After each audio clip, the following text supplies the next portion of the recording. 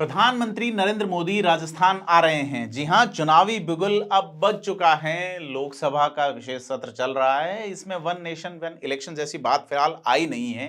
ऐसे में तय है कि राजस्थान में विधानसभा के चुनाव दिसंबर में ही होंगे और इन चुनावों को लेकर भाजपा की लगभग सभी चारों परिवर्तन यात्राएं अपने अंतिम चरण में हैं। जयपुर जो पूर्वी राजस्थान की सवाई माधोपुर से जो यात्रा शुरू हुई थी वो जयपुर पहुंच चुकी है।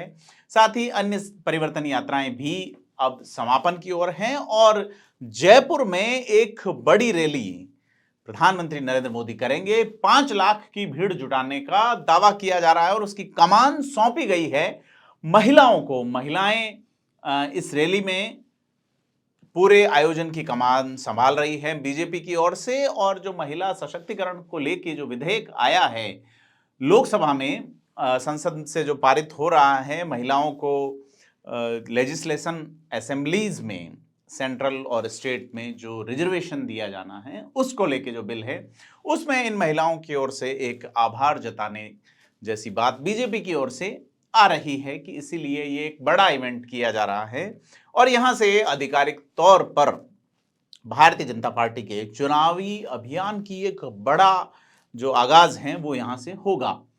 आपको बता दें कि राजस्थान में इन परिवर्तन यात्राओं में सबसे बड़ा सवाल, जब यात्राएं शुरू हुई तो वसुंधरा राजे की उपस्थिति रही और अब सबसे बड़ा सवाल है उनकी गैर मौजूदगी। क्यों वो परिवर्तन यात्राओं में शामिल नहीं हुई हैं?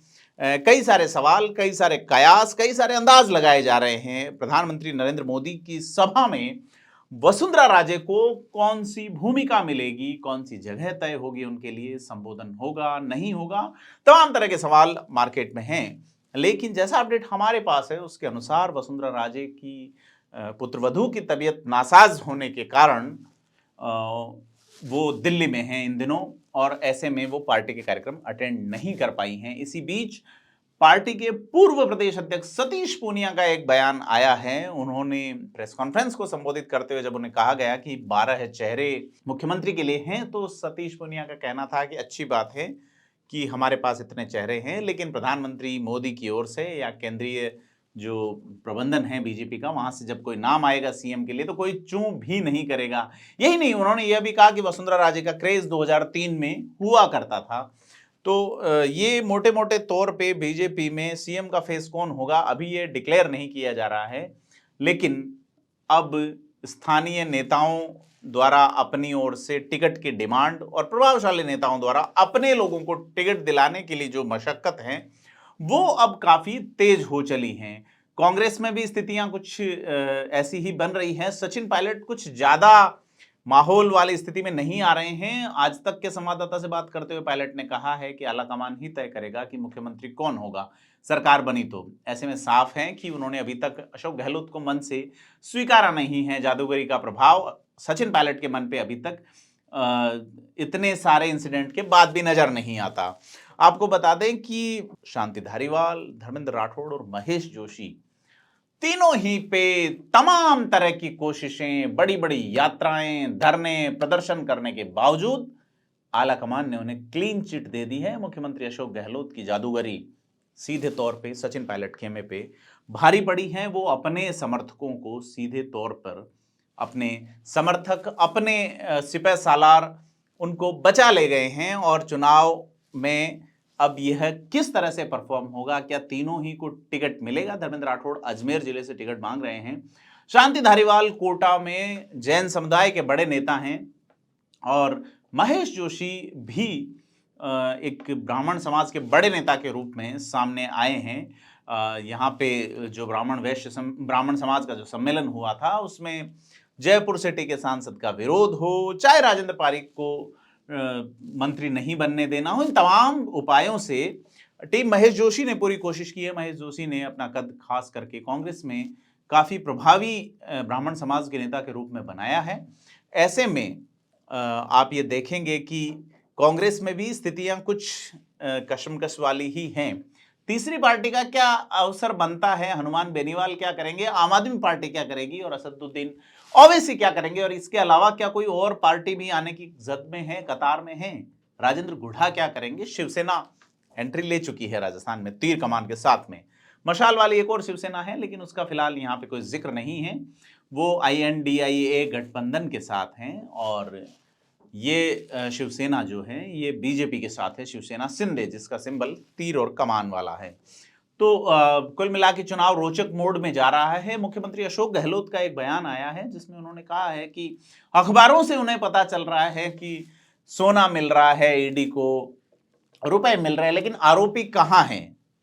सवाल बड़ा है। लेकिन उन्हीं की कैबिनेट के एक मंत्री पे मुकदमा दर्ज हुआ है, खान यानी कि माइनिंग के मामले में रामलाल जाट पे, राजस्व मंत्री। ये वही मंत्री हैं जिन्होंने जिलों की सीमाएं तय की है और उन सीमाओं पर लोगों के बीच जूतम बाजार जैसी स्थिति है, खास करके सामाजिक समीकरणों के गड़बड़ाने, खास करके जैसे मैं पहले भी बात कर चुका, बीकानेर जिले में अब कोई भी दलित विधायक नहीं होगा, गंगानगर जिले में भी नहीं होगा, और नया बने अनूपगढ़ जिले में अनारक्षित कोई भी सीट नहीं बची है, सारी सीटें दलित वर्ग के लिए आरक्षित हो गई हैं। ऐसे में अनूपगढ़ क्षेत्र के जो लोग अपना प्रतिनिधि, पूरे जो 3 विधानसभाएं वहां आती है, खाजूवाला, अनूपगढ़ और विजयनगर, उन तीनों ही विधानसभा क्षेत्रों में खास करके एक ही वर्ग के विधायक होंगे। बीकानेर में जो SC सीट थी खाजूवाला, वो अब अनूपगढ़ का हिस्सा हो चुकी है।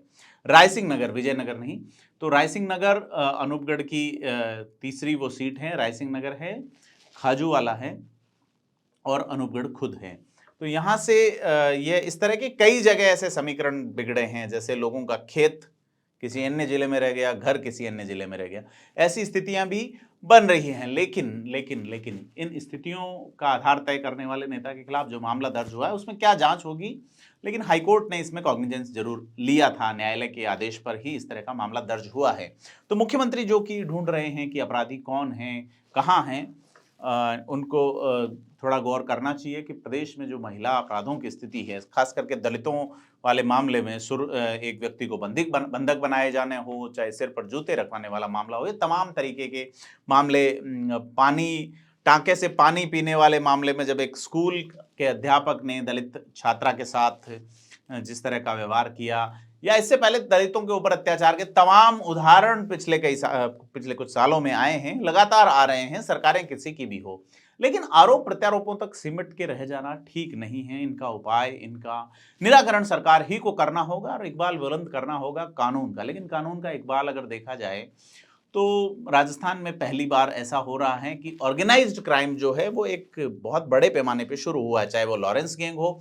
आज ही जयपुर में एक मासूम बालक को अपहरण करके घर से 18 किलोमीटर दूर छोड़ा गया है। ऐसे में ये घटनाएं चिंता जगाती हैं और चिंता जनता के बीच ही जग रही है। ये चिंता जब तक सरकार के माथे पर शिकन नहीं लाती, तब तक सीधे तौर पे नजर नहीं आएगा कि काम हो रहा है। आम जन में विश्वास, अपराधियों में डर किस लेवल पे आएगा, यह सरकार को सोचना होगा। अगर गोल्ड मिल रहा है ईडी को, तो क्राइम या अपराध जो है वो राज्य का विषय है निश्चित तौर पे। लेकिन अब चूंकि बयानबाजी पूरी चुनाव को लेके हो रही है, तो ऐसे में जो बात मैं आपको कह रहा हूं उसका भी कोई अर्थ नहीं रह जाता है, क्योंकि नेता अपने ही तरीके से सोचते हैं और अपने ही तरीके से चीजें करते हैं। We the people of India, जनता जो कि जनार्दन है, यहाँ पे सुप्रीम अथॉरिटी है, जिसको कहते हैं संप्रभु है, उसके पास एक बटन है दबाने के लिए और वो मौका भी उसे 5 साल में एक बार मिलता है। ऐसे में आनंद लेना चाहिए साल के अंत में होने वाले चुनाव का और सही व्यक्ति को चुनना चाहिए, और जो सही नहीं है उसे बिल्कुल नकारना चाहिए। कांग्रेस ने यह भी तय कर दिया है कि वो इस बार किसी मंत्री का टिकट नहीं काटेगी, या संभावनाएं कम हैं, जैसा कि एक रिपोर्ट हमने पढ़ी उसमें। तो ये सारी चीजें जो है कुल मिला के कांग्रेस की स्थिति को भी बयां करती हैं। बीजेपी में सीएम पद का संकट है, तो कांग्रेस में भी कुछ वैसे ही हालात हैं। एक और नेता की बात चलते चलते करेंगे, नाम है मानवेंद्र सिंह। पहले बीजेपी के सिपह सालार हुआ करते थे, आजकल कांग्रेस में सैनिक कल्याण बोर्ड के अध्यक्ष हैं। चर्चा चली कि बीजेपी ज्वाइन कर सकते हैं, लेकिन कनाडा वाला जो इश्यू चल रहा है, जिसमें कनाडा के प्राइम मिनिस्टर जस्टिन ट्रूडो द्वारा भारतीय एक अधिकारी को देश छोड़ने के आदेश, उसके बाद भारत सरकार की ओर से यहाँ के राजनयिक को देश छोड़ने के आदेश, साथ ही वीजा पे पाबंदी समेत तमाम तरह के तनाव दो ऐसे देशों के बीच, दोनों ही कॉमनवेल्थ के सदस्य हैं, नाटो के सदस्य हैं। ऐसे में इन दोनों देशों के बीच तनाव चिंता जगाते हैं, और ऐसी अफवाहों के बीच कि मानवेंद्र सिंह बीजेपी यानी कि कमल का दामन थाम सकते हैं, मानवेंद्र सिंह का एक आर्टिकल आया है। उस आर्टिकल में उन्होंने सीधे तौर पे भारत सरकार की खिंचाई की है और एक डिप्लोमेटिक आर्टिकल लिखा है। ऐसे में लगता यह है कि मानवेंद्र सिंह इस राह जाएंगे या नहीं, फिर से सवाल वहीं छूट गया। इन सवालों के तमाम जो आपने बात की उसका जवाब क्या होगा, ये जनता ही तय करेगी। आप देखते रहिए थिंक 360।